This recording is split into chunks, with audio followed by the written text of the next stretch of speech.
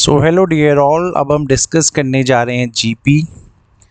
तो जीपी में एग्जैक्टली है क्या, अगर आपको याद हो, जब बेटा हमने एपी पढ़ा था, जब हमने टॉपिक एपी को पढ़ा था, तो आपने ये देखा था एपी की जो सीक्वेंसेस होती थी उनमें जो ये कॉन्जिक्यूटिव टर्म्स होती थी, जैसे 2, 4, 6, 8, 10, तो इन सब में एक कॉमन डिफरेंस होता था। Got it? और वो कॉमन डिफरेंस आप बोलते थे, जिसको आप डी से रिप्रेजेंट करते थे, और आप बोलते थे कि सर हर एक नंबर में क्योंकि 2 का डिफरेंस है, तो इसीलिए ये एक एपी की सीक्वेंस को फॉर्म कर रहा है। ठीक है। फिर वहाँ पे आपने एपी में nth टर्म को भी देखा था, जिसको आप a plus n minus 1 into D बोलते थे, और nth टर्म का मतलब क्या होता था, किसी भी एपी की लास्ट टर्म। Got it? तो जैसे आपने एपी में इन टॉपिक्स को पढ़ा था, सिमिलरली आपके पास एक और टॉपिक आ रहा है जिसको बोला जाता है जीपी, यानी जियोमेट्रिकल प्रोग्रेशन। अब इसमें यहाँ पे क्या क्या होगा वो हमें सब कुछ देखना पड़ेगा। सबसे पहले एपी में होता था कॉमन डिफरेंस, तो यहाँ पे होता है बेटा कॉमन रेशो। ठीक है, तो यहाँ पे कॉमन रेशो की बात चलती है। तो कॉमन रेशो में एग्जैक्टली क्या होगा, अगर मैं आपको कोई एक सीरीज़ दूँ 2, 4, 8, 16, 32, 64, और मैं आपसे बोलूं कि क्या ये एक जीपी का फॉर्मेशन कर रहा है, तो आप लोगों का आंसर होगा यहाँ पे यस। Got it? और ऐसा क्यों हो रहा है, क्योंकि जो ये कॉन्जिक्यूटिव टर्म्स आपको दिख रही हैं, तो यहाँ पे जीपी की जो सेकंड टर्म है, आई मीन ये जो सेकंड टर्म है, जिसको मैं A2 बोल रहा हूँ फ़िलहाल, और ये है मेरी फर्स्ट टर्म यानी A1। तो जब मैं A2 को A1 से डिवाइड कर रहा हूँ, तो यानी जब मैं 4 को 2 से डिवाइड कर रहा हूँ, तो मेरा आंसर आ रहा है 2। Got it? और अगर इसमें थर्ड टर्म यानी A3 को भी मैं डिवाइड करूँ इससे पहली वाली टर्म के हिसाब से, तो 8/4 आप देखोगे वो भी 2 आ रहा है। तो क्लियरली आप यहाँ देखोगे इन सब नंबर में जो है, हर नंबर मेरा यहाँ पे इंटू 2 चल रहा है, यानी जो रेशो यहाँ पे बन रहा है, ठीक है, तो वो हमेशा 2 और 2 और 2 का ही रेशो बन रहा है। तो सबसे पहले जीपी में जो आपको ध्यान रखना है, यहाँ कॉमन डिफरेंस नहीं होता है, यहाँ पे दो नंबर्स का कॉमन रेशो होता है, जिस चीज़ को आपको यहाँ पे देखना है। ठीक है, तो जैसे ही आपको ये क्लियर हुआ, अब आगे हम बढ़ेंगे। जैसे एपी में होता था nth टर्म, वैसे ही इस जीपी में भी होगा। ठीक है, तो छोटा सा क्या डिफरेंस है वो अभी हमें यहाँ पे देखना है। तो मैं इस पूरे को आपके लिए रब कर देता हूँ पहले। तो कॉमन रेशियो वाला फंडा आपको समझ में आया होगा कि एग्जैक्टली हुआ क्या है। ठीक है, अब चलते हैं जीपी की एक और सीक्वेंस में। तो अगर मैं एक जीपी की सीक्वेंस की यहाँ पे बात करूँ, ठीक है, तो let's say we have to take one example. तो मैं यहाँ पे कोई भी एक सीरीज़ ले सकता हूँ, जैसे मैंने बोला, चलिए 5, 15, 45, 135। ठीक है, तो इस जीपी की ये जो पहली टर्म है, इस जीपी की जो पहली टर्म है, अब हम इसको रिप्रेजेंट करते हैं टी से।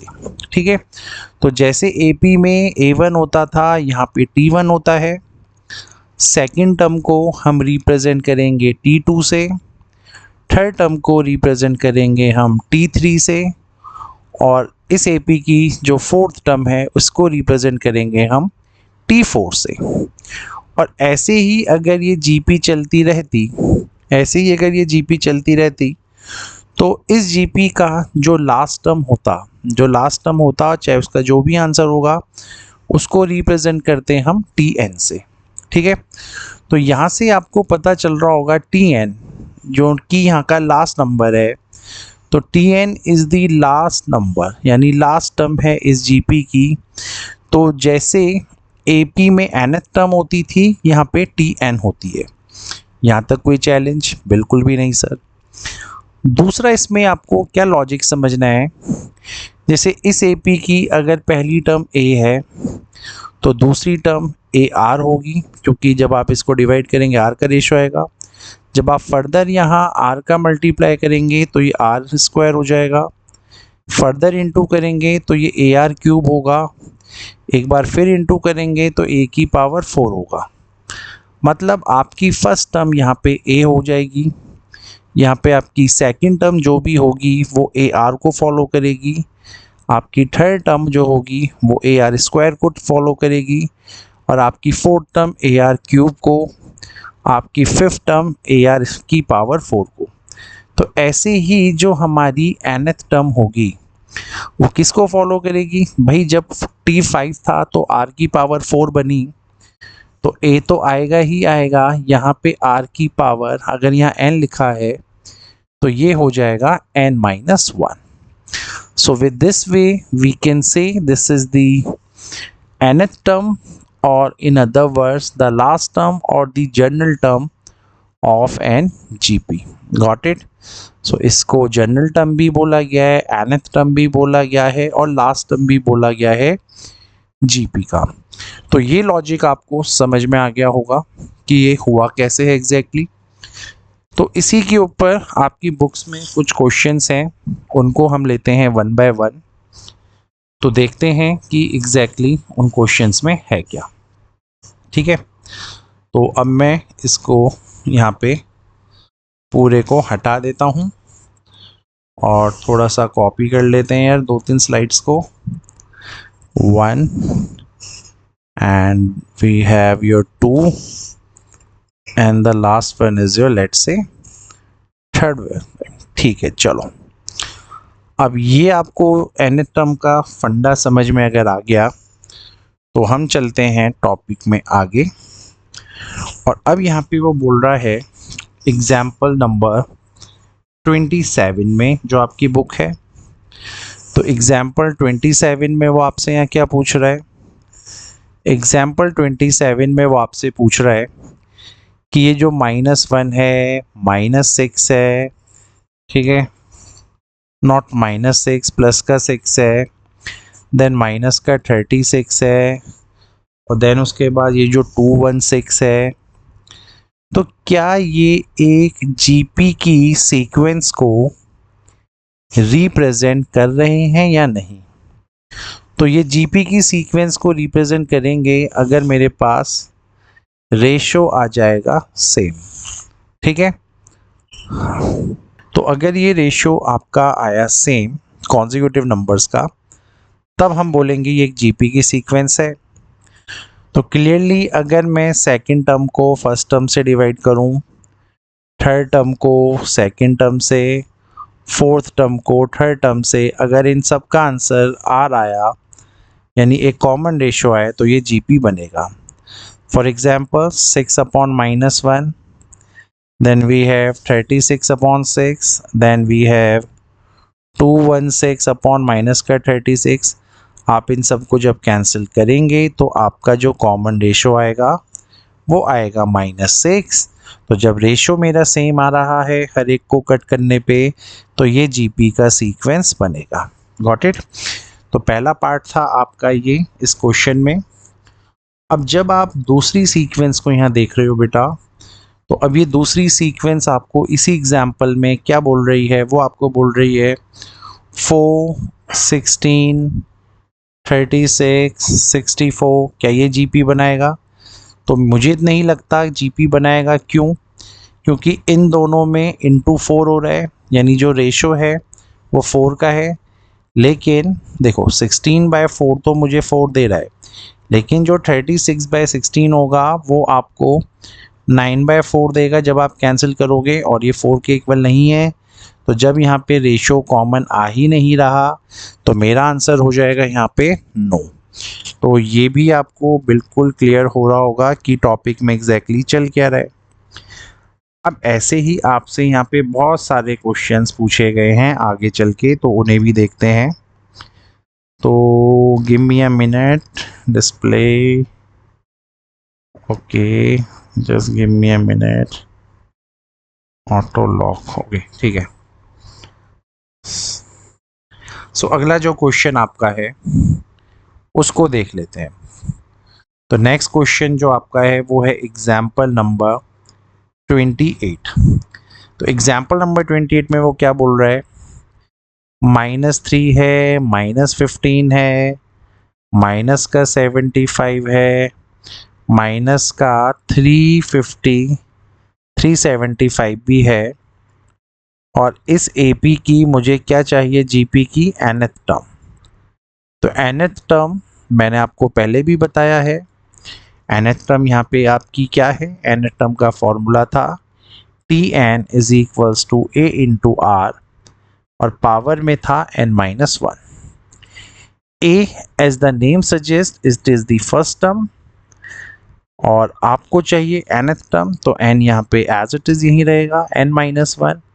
और ये जो रेशो है, अगर मैं यहाँ रेशो देखूँ तो मैं अगर -15 को -3 से डिवाइड करूँ तो रेशो आएगा 5, तो मैंने यहाँ पुट कर दिया 5, तो ये आंसर हुआ मेरी nth टर्म का। Got it. और फिर आपसे पूछा गया है इसी क्वेश्चन में सेकंड पार्ट में कि जो इसकी 7th टर्म होगी वो कौन सी होगी। तो 7th टर्म पूछने का मीनिंग आपका ये है कि आप यहाँ T7 का वैल्यू मांग रहे हो, तो ये -3 तो यहाँ ऑलरेडी था ही nth टर्म इसकी, तो ये हो गया 5 की पावर 7 - 1 यानी 6। So the final answer is -3 into 5 की power 6, and with this way your question is done. Okay. अब उसने एग्जाम्पल नंबर 29 में आपसे क्या पूछा है, उसने पूछा है कि जो nth टर्म है आपकी, ठीक है, तो यानी इस AP की जो nth टर्म है GP की, वो है 2 इंटू 1/4 की पावर n-1, और वो आपसे पूछ रहा है यहाँ पे first 5 terms. So first 5 terms में जो आंसर है यानी वो आपसे T1, T2, T3, T4 और T5 का आंसर मांग रहा है, बस यही आंसर मांग रहा है। तो मैंने आपको यहाँ कुछ नहीं करना है, मैंने पहले यहाँ 1 की वैल्यू ढूंढी। तो T1 का मतलब क्या है, अगर n की जगह मैं 1 डालूंगा तो ये हो जाएगा 2 इंटू 1/4 इंटू 1 - 1 0, और किसी की भी पावर 0 इज़ 1, ठीक है। तो जो पहला आंसर मेरे पास आया वो आया 2। अगर मैं T2 को यहाँ पे देखूँ तो दिस इज़ 2 इंटू 1/4 इंटू 2 - 1, जो कि होगा 2 इंटू 1/4, सो आंसर इज़ 1/2। ये भी क्लियर होगा। तो ऐसे ही मुझे बेसिकली यहाँ पे वैल्यूज़ को पुट करना है, और nothing I have to do. अगर मैं T3 की बात कर रहा हूँ तो इट्स 2 इंटू 1/4 इंटू 3 - 1, यानी 2 इंटू 1/4 का होल स्क्वायर, यानी कुछ ऐसा। और अगर आप इसको डिवाइड करेंगे तो ये आपको देगा 1/8। Got it.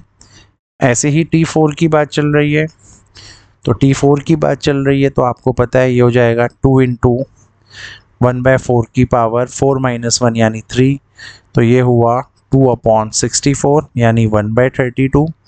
और अगर मैं बात करूं बिल्कुल लास्ट टर्म की, ठीक है, तो लास्ट टर्म की यानी अगर मैं T5 की बात करूं तो इट इज़ 2 इंटू 1/4 की पावर 4, यानी आपका 2 इंटू, है ना, 2 के डिवाइड में चला जाएगा यहाँ पे 256, और ये मिलेगा मुझे आपका आंसर 1/128।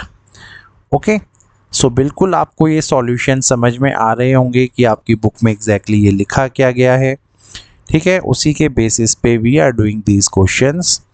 तो अब हम चलते हैं नेक्स्ट एग्जाम्पल पे, जो कि है आपका एग्जाम्पल नंबर 30, ठीक है।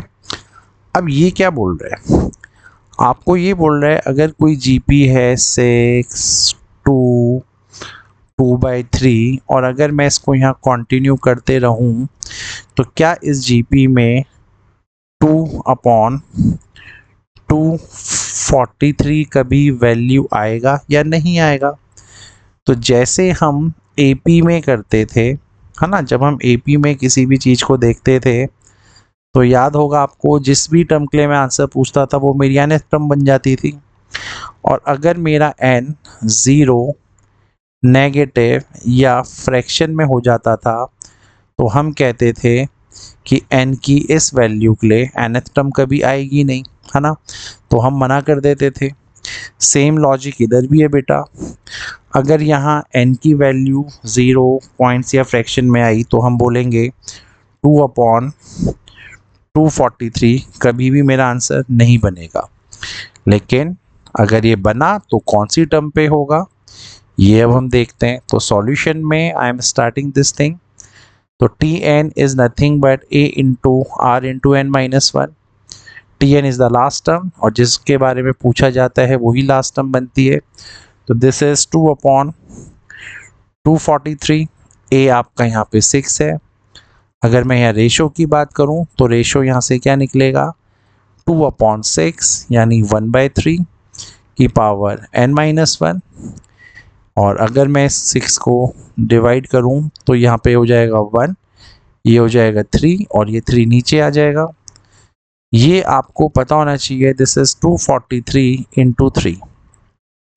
और 243 के अगर मैं फैक्टर्स करूँगा तो ये बनेगा 81, फिर से 3 से किया 27, फिर से 3 से किया 9, फिर से 3 से किया फिर 3 और ये फिर 3।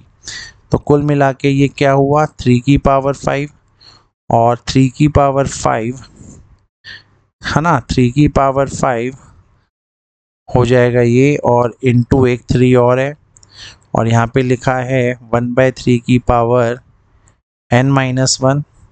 तो ये आपका बना 3 की पावर 6 और ये बना 1/3 की पावर n माइनस वन। और जब मैं बेस सेम है तो अगर मैं पावर्स को कंपेयर करूँ तो 6 equals to n minus one, यानी n की वैल्यू आ गई 7। इसका मतलब है जो आपकी यहाँ पे 7th टर्म होगी, है ना, इस जीपी की, उसी का जो आंसर होगा वो 2/243 हो जाएगा। और अगर ये वैल्यू हमारी पॉइंट्स में आती तब हम मना कर देते कि ये क्वेश्चन में कभी भी 2/243 नहीं आएगा इस पर्टिकुलर जीपी के लिए। तो यहाँ तक आई थिंक लेक्चर पूरा आपको समझ में आ रहा होगा। अब चलते हैं नेक्स्ट प्रॉब्लम में। नेक्स्ट प्रॉब्लम में वो आपसे क्या बोल रहा है, क्वेश्चन नंबर 31 है जो आपका, एक जीपी की 4th टर्म है 24, 7 टर्म है 192। आपको बस जीपी फॉर्म करके देना है, ठीक है। तो एग्जाम्पल 31 को देखते हैं। तो इस जीपी में जो आपकी 4th टर्म है, यानी जो T4 का वैल्यू है वो है यहाँ पे 24, और जो हमारा T7 है वो है हमारा 192। और आपको क्या करना है, आपको एक जीपी फॉर्म करनी है। जीपी में आपको पता है पहला टर्म a होता है, दूसरा टर्म AR होता है, उसके बाद AR स्क्वायर होता है, उसके बाद AR क्यूब होता है, और ये ऐसी चलती रहती है, और लास्ट में n-1 होता है।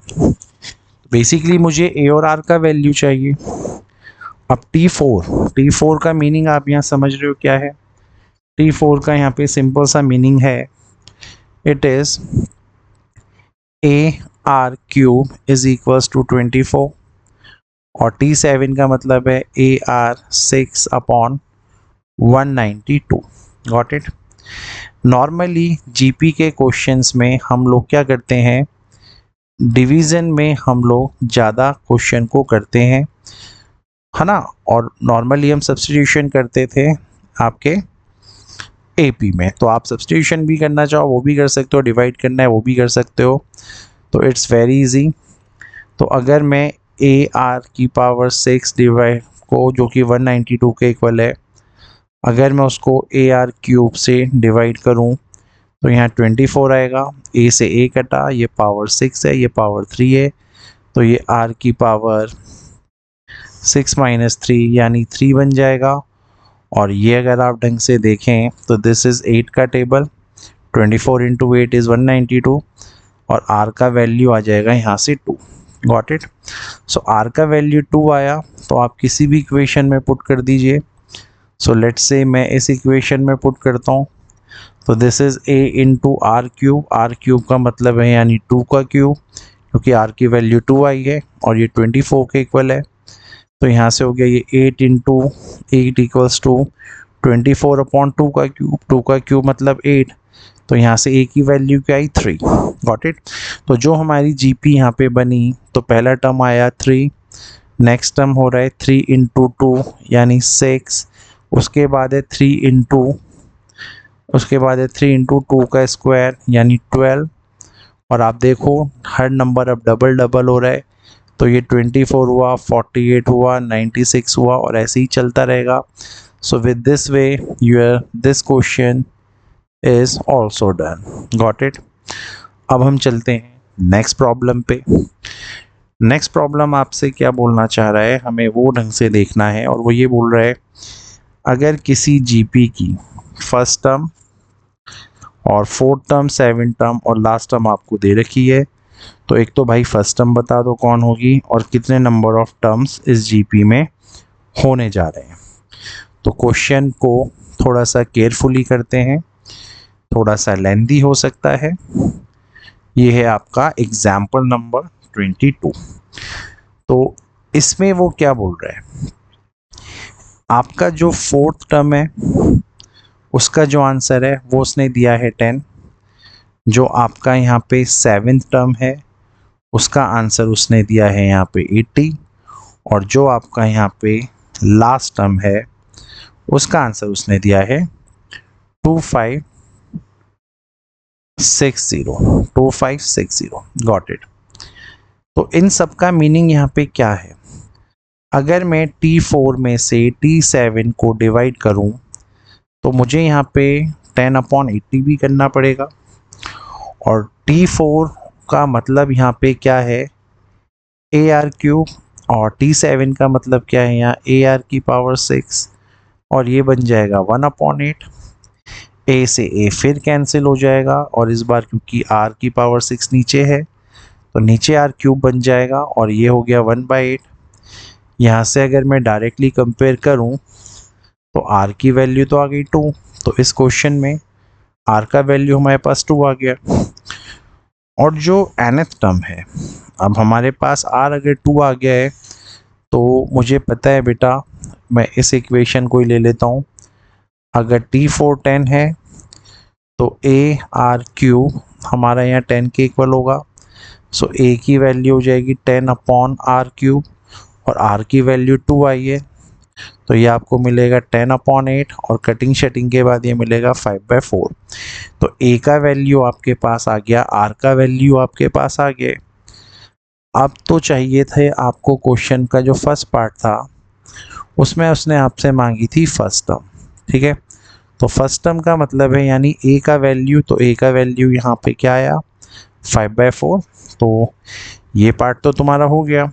अब चलते हैं नेक्स्ट पार्ट में जो वो बोल रहे हैं। तो ये 32 एग्जाम्पल का जो नेक्स्ट पार्ट है, अब नेक्स्ट पार्ट में वो आपसे मांग रहा है टोटल नंबर ऑफ टर्म्स मांग रहा है। तो टोटल जो टर्म्स हैं हमारे पास वो n है, तो बेसिकली वो n की वैल्यू मांग रहा है। तो Tn का मतलब यहाँ पे क्या होता है a into R into n-1, और इसका आंसर क्या है 2560। यहाँ तक तो कोई चैलेंज नहीं होगा, ठीक है। अच्छा, अब a की वैल्यू आई है 5/4, r है आपके पास 2, और ये है आपका n-1, यहाँ तक कोई ट्रबल नहीं होगा, एंड दिस इज 2560। अगर मैं यहाँ क्रॉस मल्टीप्लाई करूँ, अगर मैं इस पूरे की क्रॉस मल्टीप्लाई करूँ तो 5 आपको पता है नीचे चला जाएगा और 4 का मल्टीप्लिकेशन ऊपर हो जाएगा। अगर मैं इसको यहाँ डिवाइड करूँ तो ये है आपका 5 और 60 को डिवाइड होगा 512, और 512 into 4 is equals to 2 into n-1। अब 512 कौन होता है, 512 जो आपका होता है वो होता है 2 की पावर 9, 4 होता है आपका 2 स्क्वायर, तो जब बेस सेम है पावर ऐड होगी तो ये हो जाएगा आपका 2 की पावर 11। तो 2 इंटू n-1 इक्वल्स टू 2 की पावर 11। तो जब मैं बेसिस को यहाँ कंपेयर करूँगा, अगर मैं बेस को कंपेयर करूँगा तो जो मेरा n-1 है वो 11 के इक्वल हो जाएगा, और n का वैल्यू यहाँ पे सीधे 12 आ जाएगा, ठीक है। तो यही हमें इस क्वेश्चन में चाहिए था, ठीक है। तो ये भी आपको समझ में आ गया होगा। अब चलते हैं आपके 33 वाले एग्जाम्पल पे। 33 एग्जाम्पल आपसे क्या बोलता है ना। एग्जाम्पल नंबर 33 को अगर मैं आपके लिए समझूं तो वो एग्जैक्टली आपसे क्या बोलता है, किसी जीपी की जो पीएथ टर्म है, किसी जो जीपी की पीएथ टर्म है उसका आंसर है x, जो आपकी क्यूएथ टर्म है उसका आंसर है y, और जो आपकी आरएथ टर्म है उसका आंसर है z यानी z। ठीक है, तो आपको प्रूव करके दिखाना है कि x की power q minus r into y की power r minus p into z की power p minus q is equals to 1। तो इन तरीके के क्वेश्चंस में क्या होता है, नॉर्मली ये जो पावर यहाँ दिख रही है ये सब कुछ कैंसिल आउट होके ज़ीरो हो जाती हैं, और किसी की भी पावर ज़ीरो अगर हुई तो वो 1 हो जाता है। तो इसी लॉजिक पे वी विल वर्क। तो पीएथ टर्म का मतलब यहाँ पे क्या है, पीएथ टर्म का मतलब है कि वो आपसे टीपी का वैल्यू बोल रहा है। तो TP is nothing but A into R की पावर पी माइनस 1। ऐसे ही क्यूएथ टर्म का मतलब है टी क्यू, तो इसका मतलब भी है ए इंटू आर और पावर में क्यू माइनस 1। और आरएथ टर्म का मतलब है T R, A into are minus 1। तो यहाँ तक तो कोई चैलेंज नहीं होगा। ठीक है, अब मैं क्या कर रहा हूँ, ये जो x की वैल्यू भी ये है, z की ये है, y की ये, I am just putting my values hair.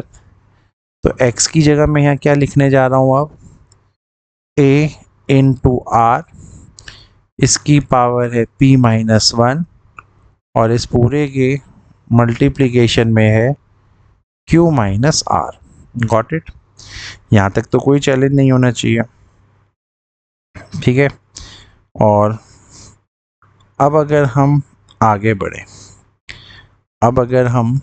बढ़ें, तो क्वेश्चन में अगला नंबर जो मल्टीप्लाई हो रहा है वो है y, और y की वैल्यू है यहाँ पे a इंटू आर, और ये है आपका q माइनस 1, और इसके पावर में है r माइनस पी।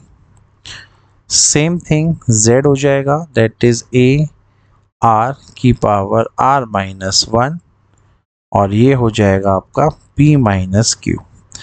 तो ये है आपका लेफ्ट हैंड साइड। जब आप इसको सॉल्व करोगे तो ये बनेगा a की पावर, देखो इंडिविजुअली सबके ऊपर पावर आती है, ये होगा a की पावर q माइनस आर, और यहाँ से भी मल्टीप्लाई है तो ये हो जाएगा a की पावर r माइनस पी, और ये भी यहाँ पे है तो इसकी पावर में भी आ जाएगा a की power p minus Q.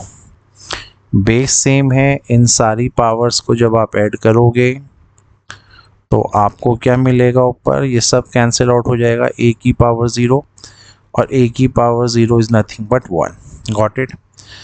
So a की पावर 0 आपका जो आंसर आया वो इस सीरीज़ के लिए आया, लेकिन आपको पैरेलली इन लोगों के बारे में भी लिखना है। तो ये हो जाती r की power p minus 1 into q minus are, plus क्योंकि ये सारे मल्टीप्लाई में है q minus 1 into are minus P, और plus r minus 1 into p minus q. तो ये a की पावर 0, इसको 1 कर सकता हूँ, मैं लिख सकता हूँ। अगर मैं इनकी मल्टीप्लाई कर रहा हूँ बेटा तो ये बना पी क्यू, ये बना माइनस का पी आर, ये बना माइनस का क्यू, ये बना प्लस का आर। सेम वे आपका ये बनता Q R minus Q P minus are plus का पी, ये बनता आपका यहाँ पे R P minus R Q minus P, और ये प्लस का क्यू। तो ये सारे के सारे यहाँ फिर कैंसिल हो जाते, ये बचता a की पावर 0 इंटू आर की power 0, and this is nothing but your answer is 1। Got it. So hopefully examples आपको समझ में आ गए होंगे, और अगले लेक्चर में अब हम कवर करेंगे आपकी अनसॉल्व्ड एक्सरसाइज के कुछ प्रॉब्लम। Thank you.